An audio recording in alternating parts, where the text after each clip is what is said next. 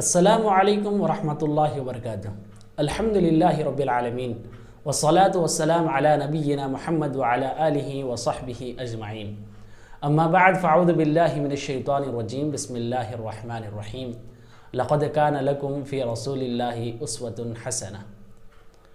محترم سامعین اکرام، اللہ تبارک و تعالی انسان کو ایک بہترین اور بہت ہی پاک مقصد کے ساتھ پیدا کیا ہے، اور مقصد یہ ہے کہ جو اللہ تبارک و تعالیٰ کی رضا ہے، خالق مالک جو اس کے احکامات ہیں اس کے حساب سے زندگی گزاریں۔ اللہ تبارک و تعالیٰ کی عبادت انسان کی زندگی کا اصل مقصد ہے۔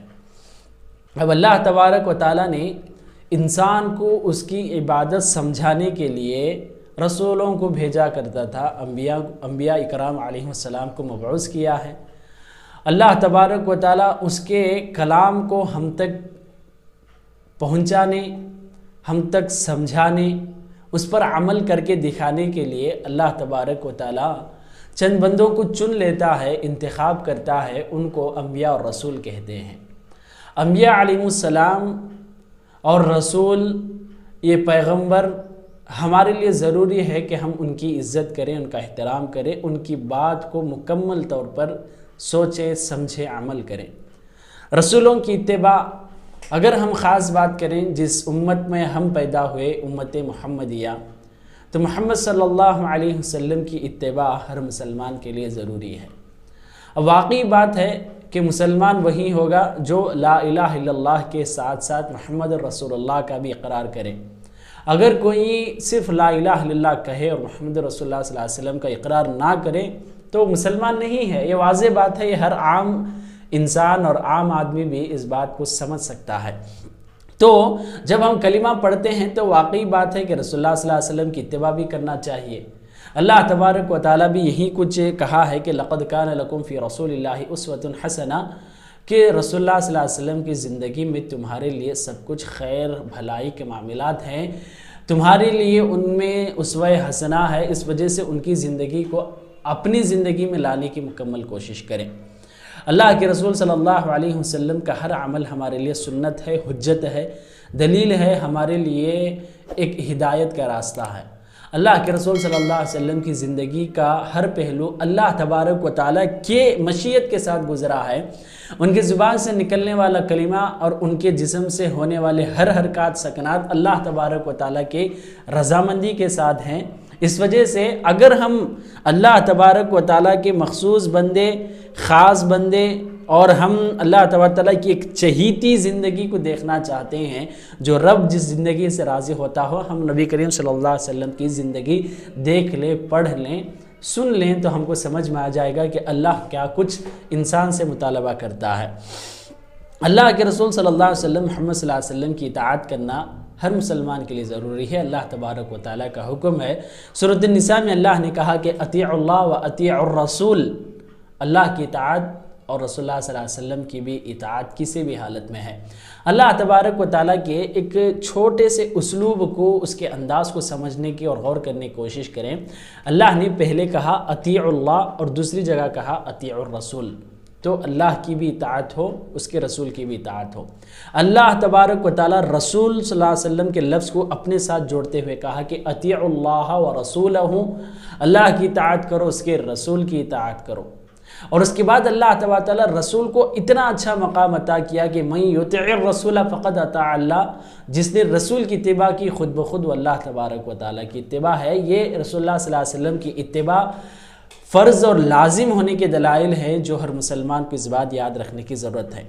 آج اگر ہم اپنے معاشرے کی بات کریں گے، رسول اللہ صلی اللہ علیہ وسلم کی زندگی ہیں، ان کی احادیث ہیں، ان کی کتابیں ہیں، سب کچھ ان کی اپنی جگہ پر ہیں، مگر آج ہم نے اپنے اماموں کو، اپنے اولیاء کو، اپنے بزرگوں کو، اپنے بڑوں کو، اپنے باپ دادا کو، اپنے لوگوں کو انہوں نے حجت اور سنت اور اسوہ بنا چکے ہیں۔ اللہ کے رسول صلی اللہ علیہ وسلم کی زندگی ہم سے دور ہوتی جا رہی ہے۔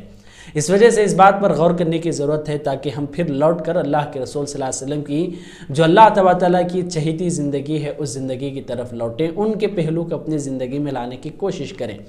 اللہ سورۃ النور میں نے کہا وَأَقِيمُوا الصَّلَاةَ وَآتُوا الزَّكَاةَ وَأَطِيعُوا الرَّسُولَ لَعَلَّكُمْ تُرْحَمُونَ، اگر تم پر رحم ہونا، اگر تم پر اللہ تبارک تعالیٰ کی رحمت نازل ہونا چاہتے ہو تو اللہ تبارک و تعالیٰ کا حکم جو نماز اور زکوٰۃ ہے اور اللہ تبارک تعالیٰ کا حکم رسول کی اطاعت ہے، ان چیزوں کو لازم پکڑو، آپ پر اللہ کی رحمت نازل ہوگی۔ ورنہ کئی قومیں اللہ کا انکار کیے، کئی قوم ملحد تھے کہ اللہ تبارک تعالیٰ نہیں ہے، اس طرح انہوں نے انکار کیا، کئی لوگوں نے شرک کیا اور کسی اور کو انہوں نے پکارا، اللہ تبارک تعالیٰ کو چھوڑ دیا۔ ہر کسی قوم کو اللہ تبارک تعالیٰ مزہ چکا چکا ہے۔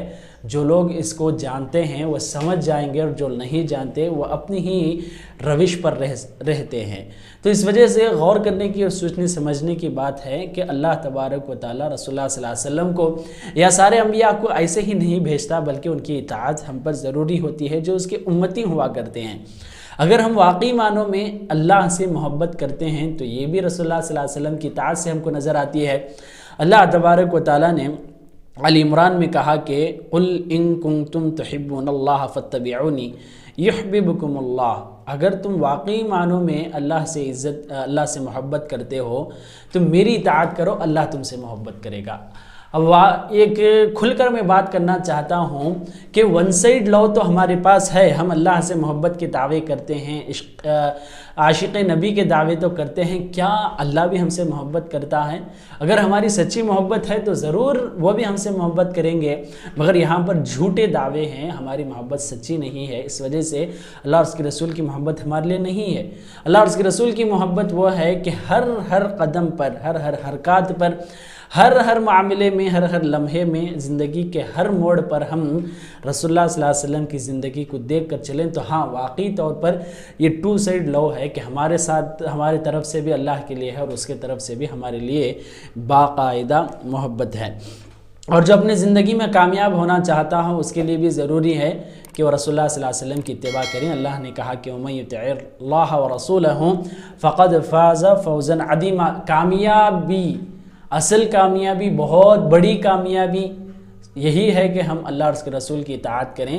اگر ہم اللہ اور اس کے رسول کی اطاعت چھوڑ کر کسی اور تیسرے کو اپنا اسوہ، امام، قائد بنائیں، اگر قرآن اور حدیث کو چھوڑ کر کسی اور کتاب کو ہم ہدایت کا ذریعہ بنائیں تو نہ ہی اللہ اور اس کے رسول ہم کو ملتے ہیں، نہ اسلام ملتا ہے، نہ ان کی رضامندی، نہ ان کی محبت، نہ ہی اصل کامیابی بھی ملتی ہے۔